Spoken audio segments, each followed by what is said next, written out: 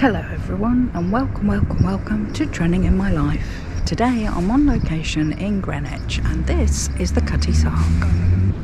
It's an old tea clipper, and I love the way the seagulls are circling overhead. Straight ahead we have Canary Wharf, and here we have a beautiful old-fashioned carousel, and this building here is the start of the tunnel under the Thames and out the other side.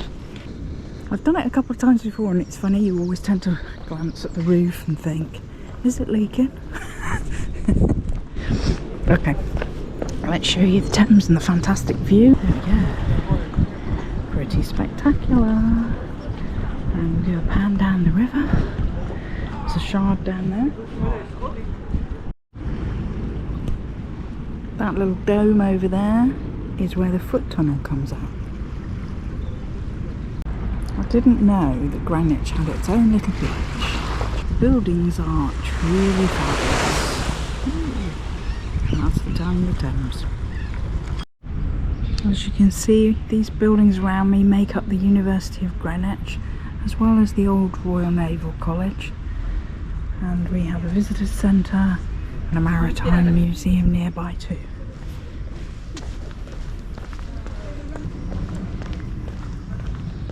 You can imagine this, firing on enemy ships coming up the Thames. Who is this now? It actually doesn't say. Sir Francis Drake or Sir Walter Raleigh used to look a lot like that. Oh, it's Sir Walter Raleigh, it does say down there. It's just about 8 o'clock in the morning, and I've come here early, already seen 2 school parties, so that I can try and get up to the 0 degrees longitude at the top of the hill by the observatory, and actually get some footage of it. Fabulous shot with just about everything in it. And there's a view looking back towards the river.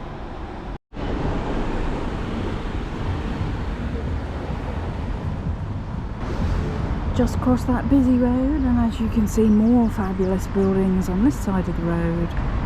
That's the National Maritime Museum. Loads more over there. I need to walk to the end to work my way up the hill. That's where I'm going, right to the top of that hill. You wouldn't think that a submarine would have an anchor, would you? But I mean, they all have to park, or aka more. So these are massive anchors. I'll have to, I mean, I assume ones like the Cutty Sark would have anchors this big, but if I can put my hand on this, you can see how huge they are, perhaps. Okay, if I stand like that, then you can see, oh, there it is. I'm not very well getting me in the picture as well, but that's the T-bar on the anchor way up there. It's huge. There, so you can sort of see. They don't know how little my feet are, but not particularly.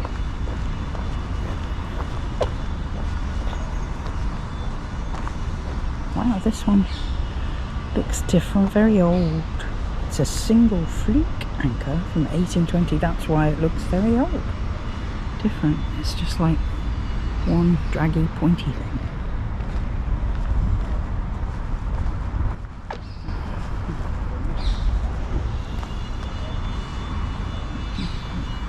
Oh, I can take a photo of the row of them. I don't know what that red and yellow thing is. It's some kind of sculpture, I think.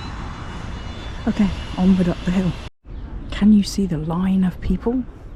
I hope they are queuing to get into the observatory and not just to stand on the line. But we'll see. But it's also been overly sunny by lunchtime, like it's been hitting 30, which is way too much for me. I don't like it that hot.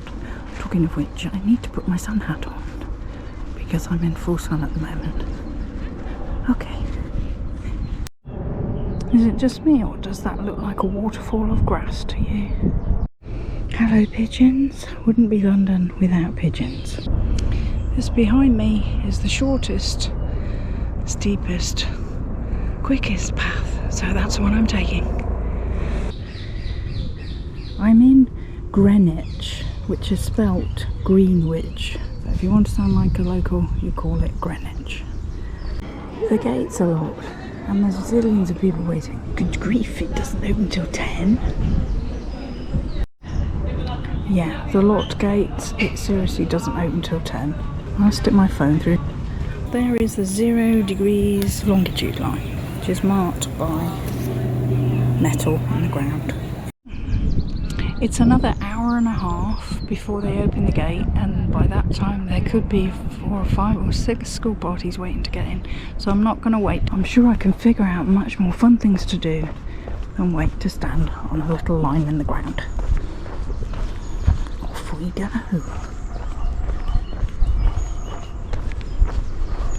It's a heck of a lot easier walking down, I have to say.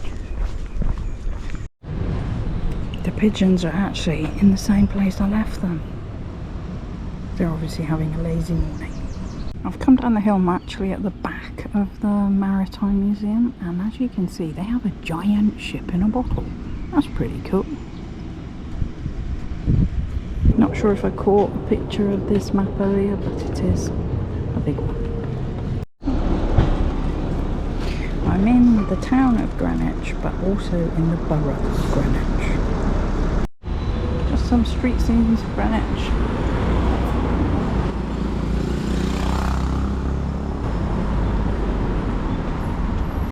Look, the Cutty Sark is the world's last surviving tea clipper. Planes constantly here, but it is what it is. Interesting that they built that building purely as steps up to get aboard. It's a sort of pay thing, you pay to get on board, and there's a guide that tells you stories. But I have other plans. Back at the tunnel entrance to walk under the Thames. Join me in the tunnel. This is what the tunnel looks like. But yeah, it's basically just a tunnel. Look, there's some lumpy bits there. Do you think the water tried to get in? Let's not think about that. Then she goes, walk quiet, because she's thinking about it. So you can see people cycle through here and people walk through here, and it gets them from one side of the river to the other. I guess if you lived in Greenwich and worked in Canary Wharf, you could do this. You could walk the tunnel. I think a lot of people do it, including me, for the first time I did it, to say that I'd done it, to say that I walked under the Thames, because it is a bit of a novelty to be able to say that. The building when we get out the other side is exactly the same as the building we came in at, that sort of dome, but that makes it easier for people to identify. As you can tell, it's been here a long time. It's going up, so we must be getting towards the other side now. Nearly there, nearly there. And then we can get a really good view of Greenwich from the other side of the river. That's what I said, the best views of those buildings are actually from this side of the river, because you can get the whole panorama of it. And look, there's some sort of rent-a-bike thing at the end. So you could actually rent a bike ride through if you wanted to. Maybe workers do that.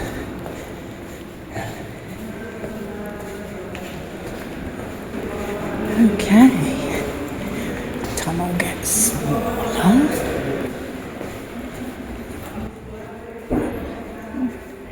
There's a bit of water on the floor. Thank goodness we're going up. Although, having said we're going up, these are lifts directly in front of us, which means I have to walk up the steps at least 100. I'll film a few and then stop because I'll be out of breath.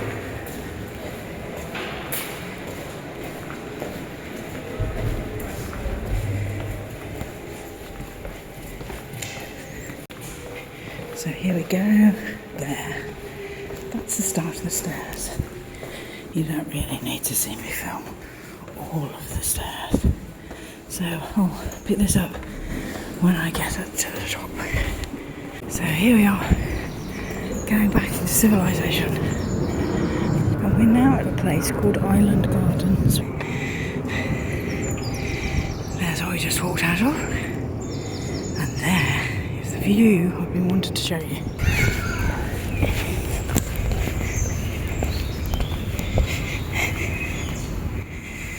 There we go. And there is the Cutty Sark. It's quite a big beach actually in that section. I know I pointed it out when I was over here, but I think I was looking at the little one just by the big buildings, whereas there's a bigger beach over there. Well, I hope you enjoyed that video. It was fun wandering around Greenwich, and I kind of went to the tunnel just because I didn't get to stand on the line. And it was a good lesson in making the most of things, finding somewhere else to go in the same location. And it was like, oh no, you know, there's so many people already waiting, and it was an hour and a half before those gates opened. So it was like, there's going to be zillions of people waiting to get in. And then, of course, you've got the situation where each one of those people will want to stand on that line and have a photo, video on that line. And I thought, this is just not going to work. This is just not going to happen. So, and yeah, as I said in the video, there was other fun stuff to do without having to just wait around for an hour and a half.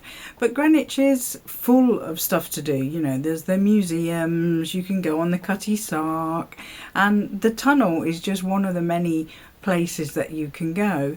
And it's very basic, it's very simple, but it's this thing you can say you've walked under the Thames, which is really cool.